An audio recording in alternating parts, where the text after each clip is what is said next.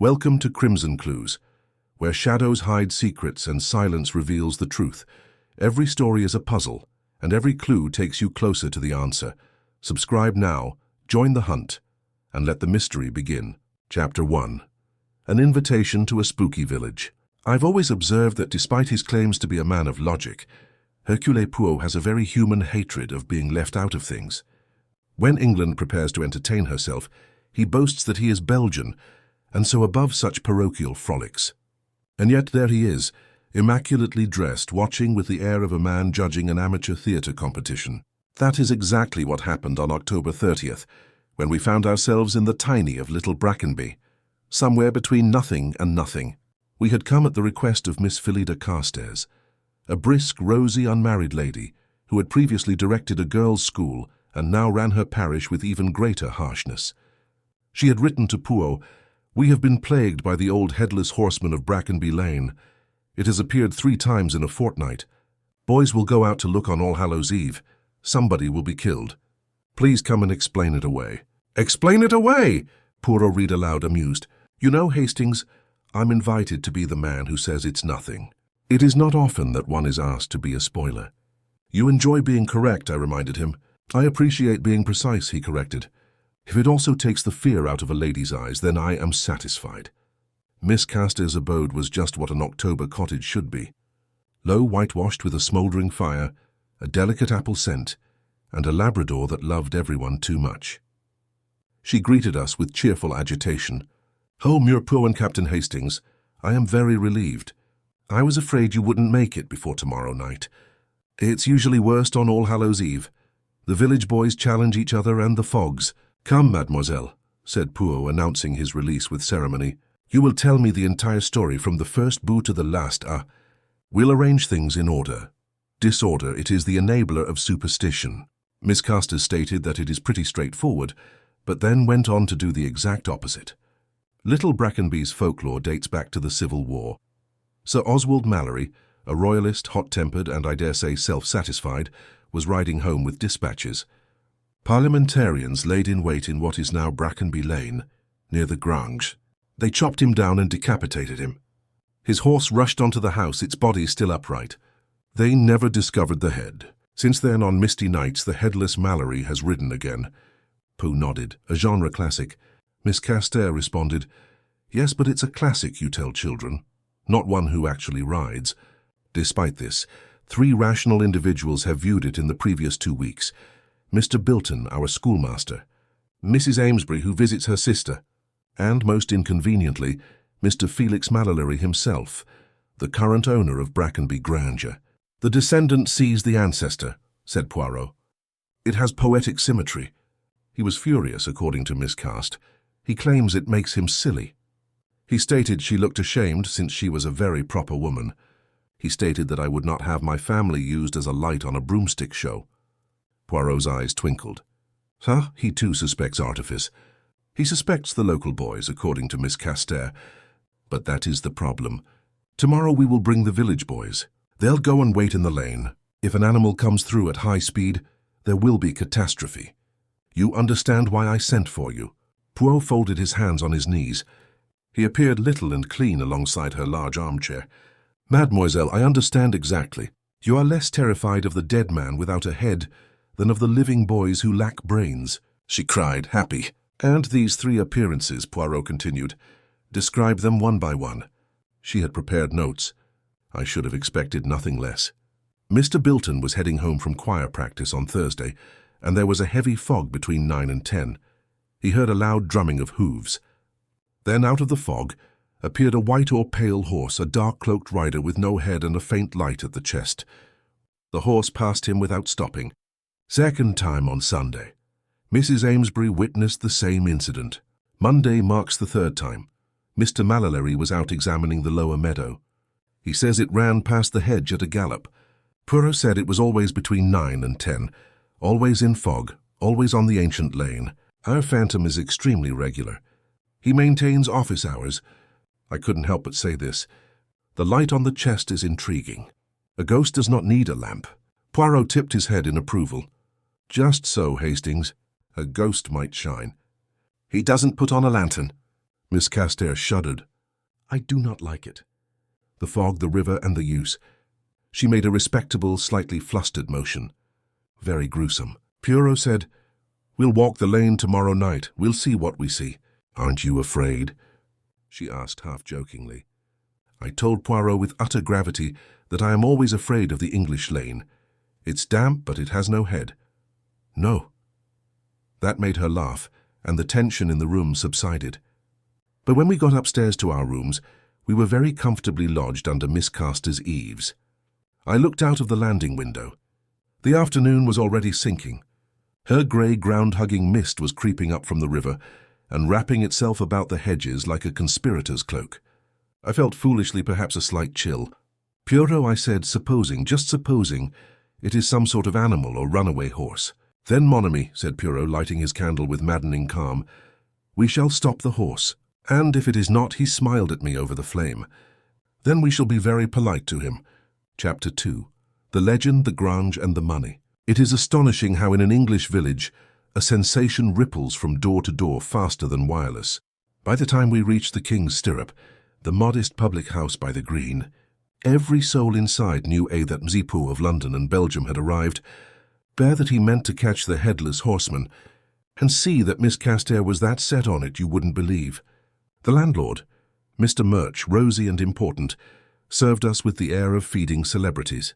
Your chocolate, sir, he said to Poirot somewhat doubtfully, and ale for the captain. Poirot accepted it with a nod. You are good, monsieur. Now, since you are at the very centre of the web, you shall tell me everything. It did not take much prompting. Villagers love to tell what they have seen, and even more what others have seen. It was proper terrifying, said Mr. Murch. Bilton came in here white as tallow, I tell you, said it went past him like thunder. No head, cloak, flying horse, never set a hoof wrong, hooves muffled? Asked Poirot. Mister. The Murch blinked. Now you say it. It sounded loud, but not like on cobbles. More like in a barn. A sound spread by the fog, murmured Poirot. It enlarges. And what of Madame Amesbury? Swears by it, said Mr. Murch. Said she near dropped her basket. And Mr. Mallory. Well, he were in a temper from the start, as if our words had conjured him. Felix Mallory walked in at that moment, tallish, dark, well-dressed for town rather than country, with the ease of someone who has been handsome for quite some time and knows it. He shook the damp from his coat, saw Miss Castaire at a corner table, and came over, eyebrows up. Ah, so here is our imported ghost-catcher. Imported ghost-explainer, corrected Poirot, rising a fraction. Moo Mallory, I presume. Felix Mallory. He sat uninvited but not unwelcome and called for a whisky. I do hope you'll clear this up, Mauro. I can't have my place and my name turned into a postcard for every motorist who gets lost off the Great North Road. Yet it is your ancestor who rides, said Poirot mildly. Mallory made a face. If he wants to ride, he can pay the death duties. No, seriously, Sight. These stories stick. I've had London acquaintances already make jokes. Still got your head, Mallory? Don't ride home in the fog. Mallory, I mean to sell a strip by the river to a dreadful little developer called Chalmers. If he thinks the approach road is a haunted circus, he'll knock 500 off just for the fun of it. Huh, said Poirot. There is to be a sale. There must be, said Mallory frankly. Brackenby Grange is eating itself. Roof, drains, taxes, and not an Aries in sight. If I flog the Riverfield, I can keep the old place another year. If this nonsense ruins the price, I shall hunt the culprit myself and make him ride headless.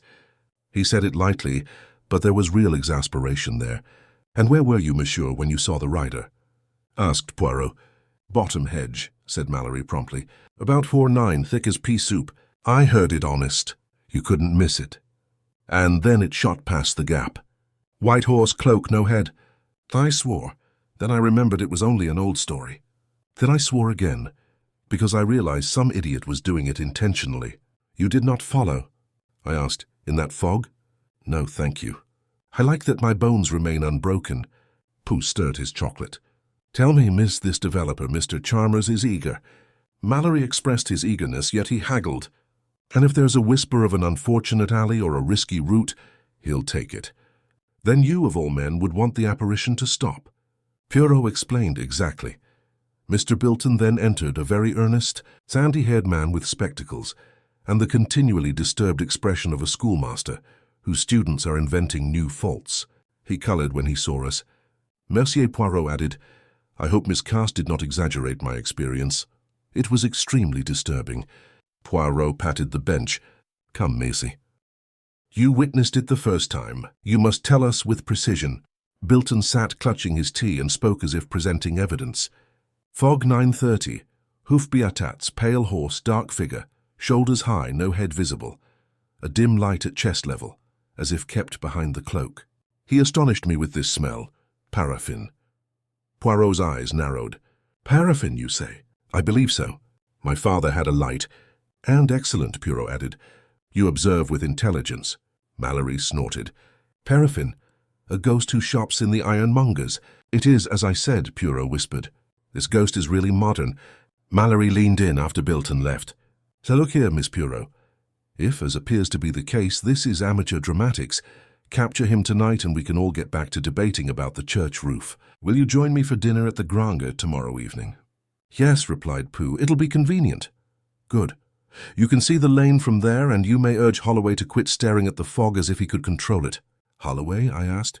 "Our steward," said Mallory, "has been with the family since the flood. He despises anything modern. He even despises fog, despite the fact that it dates back to biblical times." Poirot looked serious. "A steward who despises change, a master who must sell, and a legend who appears at the appropriate time. It's a little drama in your village, monsieur." "Then bring down the curtain," replied Mallory, completing his glass before I lose money. When he had left, I asked, "Do you suspect him?" "Poor Mallory. He has a horse-riding figure." "Yes, but the motivation is wrong. He wants the ghost would cease. Our phantom Monomi serves someone's purpose, perhaps not to build a legend. That, I believe, was the work of a man with an imagination and too much leisure. But he expanded it, made it more frightening and more talked about. In that enlargement I detect a second hand." "You always want two criminals," I teased. Poirot wagged his finger. "Not always. However, when anything is both dramatic and profitable, it is rarely created by a single individual." "And tonight," said Hercule Poirot, rising, "we'll walk out into the English damp and pluck off the skull." Chapter 3. Halloween comes to Brackenby Granger. There are houses that look good in summer, and residences that look good in the autumn. Brackenby Granger belongs fully to the latter category. Approached via a short yew-lined drive, it exuded the grey, slightly sorrowful majesty that makes an English country home appear to be constantly recalling former glories and servants, neither of which will ever return. We arrived just before 8. Holloway, the steward, opened the door. He was precisely what Mallory had promised, tall, dry and ironed flat from years of duty, the type of man who thinks furniture should be ashamed of collecting dust. He treated Poirot as if we were there to increase his taxes. "Good evening, sir. Mr. Mallory is at the library. Miss Cast has already arrived." He took our coats with unenthusiastic precision and led us through a corridor that bore, I couldn't help but notice, a lot of minor, half-hearted Halloween trifles, including a turnip lantern atop an oak chest, 2 paper bats and some orange ribbons. They appeared as out of place as drinks in a cathedral. Poirot, who notices everything, allowed his sight to wander. "You do not like the festival, monsieur," he said amicably. Hollow sniffed. "Sir, I never understood the point in making fun of the dead, not to mention terrifying children." Poirot, however, stated that the children are not afraid of the dead. It's the living. In the library, we discovered Felix Mallory by the fire, drink in hand, looking more handsome than was really necessary for the country, and Miss Caster in a chair, knitting with the determined benevolence of a lady, resolved to be cheerful in a haunted home. "Excellent," Mallory exclaimed, leaping up. "Our ghost-busting celebration is concluded. Kirk has made a sort of spicy custard in honor of the date. I informed her that we should have brought in an actual head on a charger, but she thought it was not nice." "Your cook is a woman of taste," Poole remarked, smiling. We ate well. Game pie, delicious soup, apples baked with brandy, and the conversation revolved around the same fascinating subject. Miss Caster enthusiastically recounted every old story she had heard about Sir Oswald, including how he was gorgeous, gambled, defied Parliament, and raced home spattered with blood. Mallory responded with casual modernism that if Sir Oswald insisted on riding around beheaded, he should at least do so on his own land, and Poirot twinkled in encouragement for them both. "But tell me this," he finished, rubbing gingerly at his moustache. "Why now?" "The legend is old, Mr. Mallory. Your residence is old." "The lane is old." "Even the fog is old. Why does Sir Oswald decided to ride this fortnight after 280 years?" "For mischief," Miss Carstairs replied quickly. "The devil always does things when it causes the most trouble." "For money," Mallory replied just as quickly. "Someone wants this place to have a reputation. A bad reputation means a reduced price and an easier buy. You noticed Charmer's man in the village, Phillida?" Miss Cast made notes on drainage. Pooh looked to Holloway, who was pouring coffee. "MC, what do you think?" Holloway's narrow mouth tightened. "I believe, sir, that it was a foolish prank to begin, and if the guys go out tonight, one of them will be killed." Poe mumbled to me, "You see, they all fear the consequences, not the ghost." Outside, the fog was increasing. By 99, the windows were just faint silver squares. The world had vanished, leaving us with the fire and the ticking clock. Poirot rose. "It's time." Mallory just stared. "You truly intend to go? However, if the gentleman rides, he will undoubtedly have an audience." Mallory replied immediately, "I'll come. It's my lane, and if we can get him off his saddle, I'd want to explain the market worth of land." Miss Carstairs remarked, "I'll stay here and pray you don't all break your necks. If you catch him, bring him back and I will chastise him." Holai hesitated. He finally answered, "I'll follow with a lantern, sir. Lane performs poorly in fog." Poirot commented, "Excellent. It is beneficial to have witnesses behind us." A few minutes later, we headed out into the night. The chill felt like a curtain against the face. The youths loomed. From the village faintly came the distant pop of boys' fireworks in a wild whoop or two. In short, it was exactly what the English weather would have wanted for Halloween. We walked down the driveway and entered Brackenby Lane. Allow me to describe it because it is important. The lane curves gradually. A deep ditch and a high hedge line the first 50 yards on the left. On the right is a low old wall. About halfway down, an old willow leans into the path, forming a natural gate. A little further on the hedge side, there is a broken section that was once a gate into a meadow, but is now only a gap. It is a narrow space. 2 riders couldn't easily pass. Poirot said softly, "This is the theatre. That Hastings wing is where you and Moo Mallory will hide the gap. I'll remain by the willow. Monsieur Holloway will remain 20 yards back with the lantern. We now have a corridor. If our rider is made of flesh, he will pass through it. If he is of spirit, he will not mind." "You've done this before," said Mallory, amused despite himself. "Tricks, may we?" said Poirot. "Ghosts, not yet." We took our places. Mallory and I crouched in the gap. From there we could see up the pale tunnel of lane, mist swirling, hedges sweating beads of water. Poe was a small dark patient figure by the willow. Farther back, Holloway's lantern made a soft orange pool. We waited. For a few minutes there was only the wet silence of an autumn night. Then faintly I heard it. At first it was like someone beating a carpet at distance. Then it resolved into that unmistakable rhythm. Hoof, hoof, hoof, hoof, coming fast. "It's him," whispered Mallory. "The lunatic." The sound grew, filled the lane, seemed to bounce off the fog itself, and suddenly there he was. Out of the mist a pale horse. Man darkened with damp, eyes bright. Upon it a cloaked figure, shoulders high, cape flying backward, and where the head should have been, nothing. Only darkness, and at the breast a dull glow like a shaded lantern. I will say it frankly for a second, even knowing what I knew. The sight gave me a nasty turn. There is an autistic part of a man that does not care about rational explanation. It only says no head wrong, run. The horse thundered past our gap. Mallory swore very quietly. Up ahead, Poirot did not run. He stood absolutely still, then flicked his walking stick. I had time to see, lit by the rider's own obscured lantern, a thin wire leap to wrought across the lane at the height of a man's chest. There was a grunt, a flailing of arms, an indignant, very human curse. The horse plunged, checked, the rider unbalanced, slid, toppled, and went sideways into the hedge with a glorious, most unspectral thud. "Got you!" cried Mallory, dashing out. "Gently," called Poirot, "we do not bruise the ghosts." The horse freed, clattered a few yards on and stood, sides heaving. I recognized at once the look of an old grey mare. Not a spirited charger, but a country animal pushed for one last foolish performance. Holloway's lantern came bobbing. Between us we hauled up the headless horseman. He was no demon. He was no vengeful cavalier. He was, to my enormous astonishment, Mr. Bilton, the schoolmaster. Chapter 4. A ghost with a timetable. "Mr. Bilton," cried Miss Carstairs when we marched him back into the Grange drawing-room like a captured highwayman. "You, of all people." Bilton's spectacles were askew, his hair full of hedge, his cloak a good piece of theatricals, by the way, lined and weighted, muddy at the hem. The contraption that had hidden his head, a sort of high-padded collar with— "I can explain," he said at once. "I can explain perfectly." "I hope you can," said Mallory grimly, "because I have several very strong words to say to any man who risks breaking the necks of boys on my lane." "I never meant it to go so far," said Bilton, flushing. "I meant only to revive the legend." "Revive it!" I exclaimed. "Yes," he said, seizing on the idea like a drowning man on a log. "Little Brackenby is dying, Captain Hastings. The farms let labourers go. The young people leave for York or Leeds, my school. Half the desks are empty. I have been reading lately of the success of heritage tourism." "Heritage?" said Mallory blank. "Yes," said Bilton eagerly. "There are parties, societies, which travel expressly to see haunted bridges, execution sites, battlefields in coaches. They pay good money.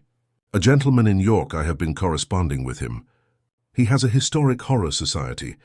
He said if the headless rider of Brackenby were an active legend that is currently seen, he may have a Halloween party next year. I figured if it was seen legitimately by a few others and discussed in the pub, it would become real again." Miss Carstairs placed her knitting down with emphasis. "Mr. Bilton, you were planning to commercialize Sir Oswald." "I was going to preserve the village," declared Bilton, flushing more. A small amount of harmless excitement at night amid the fog. Mallory detonated, causing no harm. "You're galloping the old mare down that ditch lane." Bilton pushed up his spectacles. "I know the entire lane." I rode slowly. The fog amplifies the sound. I bandaged the hoofs. Poirot, who had been listening with his head tilted slightly to one side like a cat to a piano, tapped the lantern. And this, missy, was a bold touch that brightened the poor man, similar to an actor being complimented on his costume. Oh yes, the original legend states Sir Oswald's body rode home, not his head. The head was missing, so I assumed the light was the steward's lamp, which he had carried home under his arm. "A literary mind," whispered Poirot. "You made a tableau." "Exactly," Bilton replied, relieved to be understood. "A tableau vivant that worked. When the villagers saw it, they started talking. The second time was significantly more painful. And the third time," said Poirot softly, "someone used you. It was like dumping cold water on them all." Bilton blinked. Mallory stiffened. Miss Carstairs looked terrified. Holloway in his corner went quite still. "Have you used him?" Mallory repeated. "Yes," replied Poirot. "Miss Bilton's imagination. It's silly, yet ultimately harmless. He chose hazy nights. He rode while the village was indoors. He did not want to be pursued. Pursuit would expose him. However, on the third night, he was seen by Monsieur Mallory, who had not been warned, and the story became a menace rather than a pretty village joke. Children wanted to go outside. Housewives became afraid. The vicar's wife wondered if the old well should be exorcised. This, I believe, is the work of a second man." "Second," said Bilton softly. Poirot nodded. "Your apparition, monsieur, required the chorus. Someone who, with the correct ears, would declare, 'Yes, it is exactly as in the old tale. Yes, he's riding angry. Yes, it is risky to go outside.' Someone respected, someone positioned, someone who knows the home is in troubles and who understands also that if the lane gets a reputation for misfortune, any sale of land will be to the buyer's favour." His eyes, now very bright, shifted slowly to Holloway. The steward clenched his lips. "That's a severe accusation, sir." "It is true," Poirot stated. "You just indicated that if the lads walk out, one will be killed." "You said it in the village." "No, you amplified the danger and turned a funny ride into a curse." "I was thinking about their safety," Holloway stated. Poirot explained that you were considering forcing Mizzy Mallory's hand. Mallory looked at him. "What?" Poirot spread his hands. "May we? How long have you been here, monsieur?" 42 years, Holloway said stiffly. "You've seen the estate shrink, repairs postponed and money spent. You persuaded yourself that this young man would never sell unless it was really necessary. If the route is considered unlucky or dangerous, the value of the riverbank will decrease. He'll have to sell to Char right away before things become worse. The home will be protected. You wanted to save the house, and as you see it, you are loyal. But loyalty can go awry." Holloway's face worked. "I never rode no horse," he exclaimed. "No," said Poor rather amiably. "You left the riding to our pal, the schoolmaster. You did the whispering. And tonight you followed us with your lantern to serve as a witness again." There was a silence. Then Mallory let out an indignant laugh. "So that was it," he explained. "You old wretch." "You were going to sell my property for me." "It had to be done," Holay insisted. "Place can't go on. You spend time in London." "I spend my own money," Mallory exclaimed angrily. Holay appeared as pained as if Mallory had admitted he wore his boots to bed. Mallory doesn't run the place into the ground. A steward stated that Mallory does not stage hauntings to lower the price. Miss Castere gave Poirot a dishevelled look. "Must we make everything a scandal?" Poirot raised his hands in a tiny pacifying gesture. "No, tonight is Hallown. It is the Mask Festival. We've pulled off 2. That's enough. We will not imprison Missy Bilton for being theatrical, or Mr. Holay for being zealous. We shall instead agree on a small truth. Miss Bilton will write to his buddy in York saying, 'Alas, the legend has been debunked.' The villagers will chuckle. Mia Holay will announce loudly that the lane is perfectly safe. Miss Mallory will make his bargain with Chalmers at a fair price, and will keep Monsieur Holloway to ensure it is well utilized. And Miss Castere will tell everyone it was Hercule Poirot who caught the headless horseman, and that they may sleep sound." This was almost tough to reject when presented with such unmistakable enthusiasm. Mallory, still heated, gave in. "You're right," he remarked, settling into a chair. "Better a funny story than a sad one. Tonight we unhorse. The headless horseman will perform better in the tavern than the steward and the price of land." "Precisely," remarked Poirot. "People want to laugh." "And you," said Mallory to Bilton, "will never, never gallop that old May in fog again." "Never," said Bilton fervently. "I genuinely apologize." "It you should be," Miss Carstairs remarked, but she did it with gentleness. "And to think I thought you were a sober man." Bilton flushed again. "All schoolmasters," he said with a hint of pride, "have a sense of drama. Otherwise the boys win." We all laughed, including Holloway unwillingly. Outside, a rocket whistled up and flared green above the settlement. Like night, it appeared like Halloween had finally decided on comedy. Chapter 5. The morning following and a stone on the doorstep. I thought confessing was the end of it. We'd uncovered the rider. We'd discovered the whisperer. We had stopped the villagers from breaking their legs in a ditch. Paul had enjoyed himself. I had become damp. Miss Castere had a story. I thought the world had been beautifully restored to rationality. However, the world still had a small final flourish to perform. The next morning I ate breakfast later than usual. The damp alley, the excitement, and a delicious dinner had made me asleep. Miss Castere was standing in the hall, hat on, cheeks pinker than ever, eyes flashing with agitation. She pounced. "Captain Hastings, where's Mulpuo? I assume you're still dressing." "You must retrieve him." "No, I'll fetch him." "No, we'll both go. It is very extraordinary." She hurried up the stairs and knocked on Poirot's door before I could introduce her. Poirot, immaculate as ever, opened immediately. "Mademoiselle, a second haunting," she exclaimed breathlessly. "Something almost as good. At the church at the porch, come at once." "Ah," said Poirot, eyes brightening. "A postscript." We ventured out together into a brighter, paler morning. The mists had slept in the meadows. After a night of squeals and rockets, the village appeared completely innocent again. Only a carved turnip here and there, together with a burnt-out candle, spoke of reality.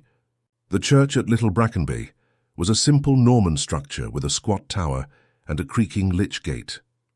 In the doorway, put neatly on the old flags as though placed there for inspection, lay a stone, not a large one, perhaps a foot by 18 in, moss-grown in parts, the edges worn.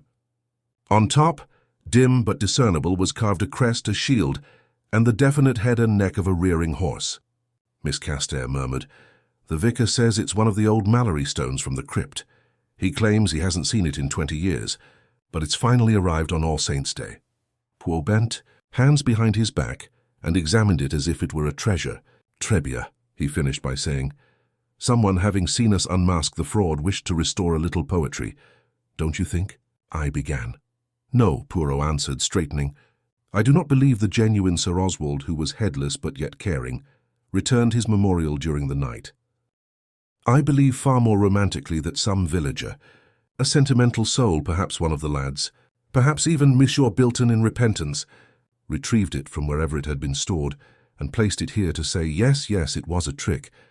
But let us not quite lose our ghost. Miss Castair clasped her hands. I like that, she remarked. I shall tell it that way. You should, Poirot replied. People prefer to keep one section of the house dark. The Vicar appeared concerned but calm.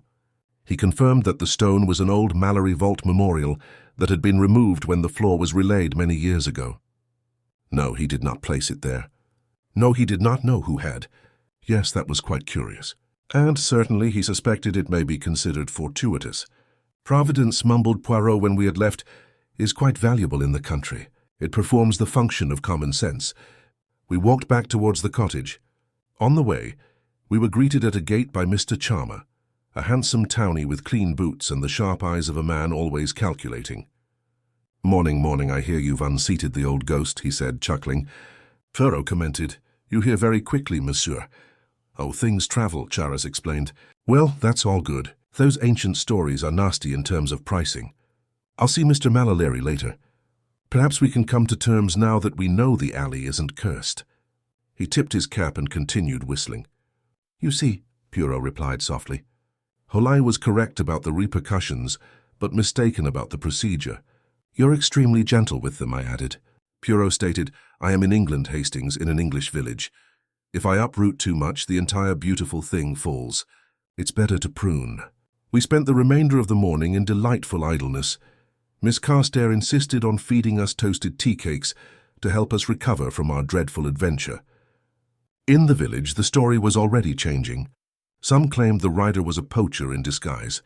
Some speculated that it was one of the Mallory grooms pulling a trick. One tiny boy excitedly told me that Hercule Poirot had lassoed the ghost. I didn't correct him. Poirot retired to our small living room after lunch, carrying his diary. I am aware of his habits. After an odd case, even a minor, funny, seasonal one, he likes to record it. Not in the form of a police report, but almost as a reflection. He sat with it open, pen poised, and wrinkled his forehead with pleasure. Shall you call it the Headless Horseman? I asked. Etienne? He asked, no, that will remind people of the American story. Isabad, the schoolmaster, is terrified. Here it is, the schoolmaster who causes fear. Much better. Perhaps the affair of the headless rider of Brackenby Lane. It possesses dignity.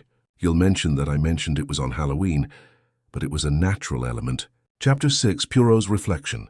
Poirot read aloud to me what he had written that evening, just before we left small Brackenby, to catch the morning train back to London.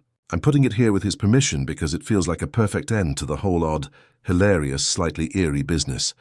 October 31st, November 1st. Little Brackenby is a little but educational affair. At first glance it appears haunting. Second, a theatrical venture undertaken by a schoolmaster who wishes to increase his village's tourist attractiveness. At the third and most essential tier, an old servant attempts to exploit the same haunting in order to speed up a vital financial transaction. Thus we have imagination built into dread and the villager's interest, and a superstition is always born in poetry, spreads in terror, and is fixed for profit. Why Halloween? Because they expect to be scared. Hence they are willing.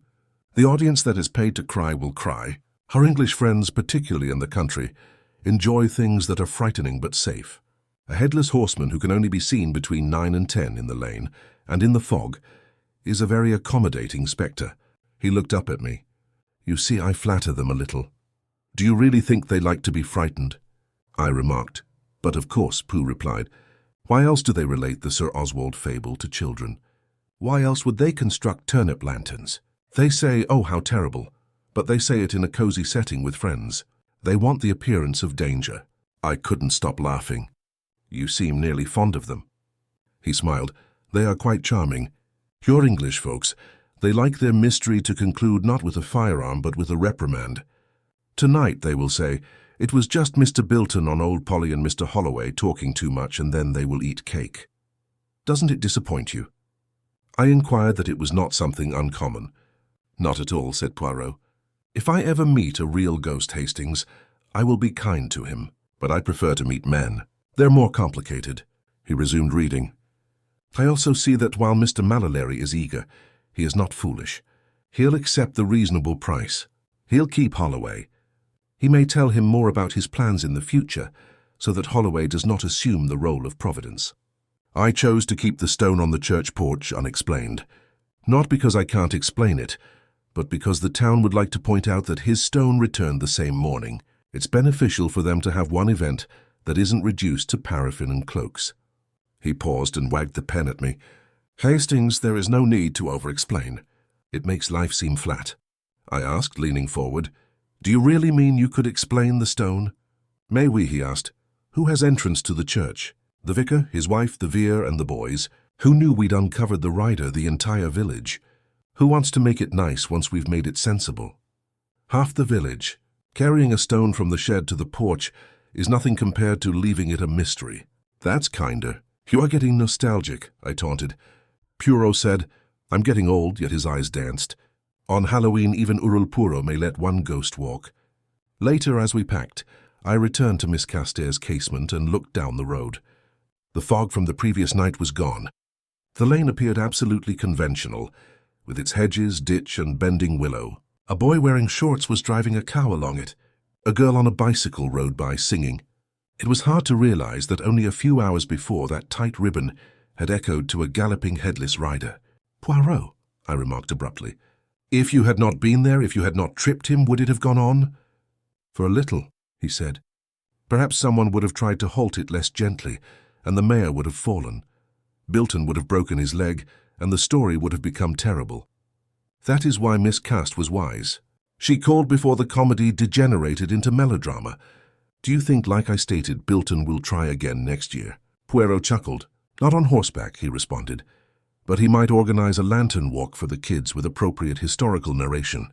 He possesses the temperament. We both laughed. Miss Caster pressed our hands as we left the gate. Mon Poirot, you have provided excellent service to the village. We'll have a lot to speak about all winter. Then I've succeeded, remarked Poirot proudly, because talking is the true industry of the English village. As the automobile drove away, we missed the turn onto Brackenby Lane. It lay serene, innocent, and bright. But I don't know. Perhaps it was knowledge of an old narrative. Perhaps it was the sight of the moss-grown stone on the porch. But I could almost see a pale horse, a dark robe, and a headless figure passing by in some future autumn on some mist that rose thicker than normal from the river, not for tourism, land transactions, or mischief, but because, as Poirot once said, some stories are loath to die, and I have no objections to leaving an All Halloween's Eve story suited for telling by the firelight there. Music. And that was Poirot and the Headless Rider from Brackenby Lane, a Halloween tale in the best English tradition in which imagination, dread, and self-interest all took turns riding the same old horse until Poirot flicked out a piece of wire and the ghost landed neatly in the hedge. We wrote this story as a friendly homage to Agatha Christie, staying true to her spirit of clear motives, village tensions, and human solutions, but not based on any of her plots. Tell us in the comments, when did you discover the rider was not supernatural? Right away, or only after we got to the lane? Did you see that someone was using the haunting as leverage on the sale? Which particular detail drew you in? The paraffin, the muffled hooves, or Holloway's perfectly appropriate fury? And again, how do you celebrate Halloween? Stay at home, have a party, and go for a midnight walk. We'd love to hear ideas for next year's story. If you'd want to help Nocturnal Tales, you may join the membership for a dree listening and extras, or give a little tip. There are links in the description. But honestly, simply by listening, loving, and sharing, you're already keeping these secrets alive. Until our next case, keep your lamp lit, your lanes properly patrolled, and your little grey cells toasty.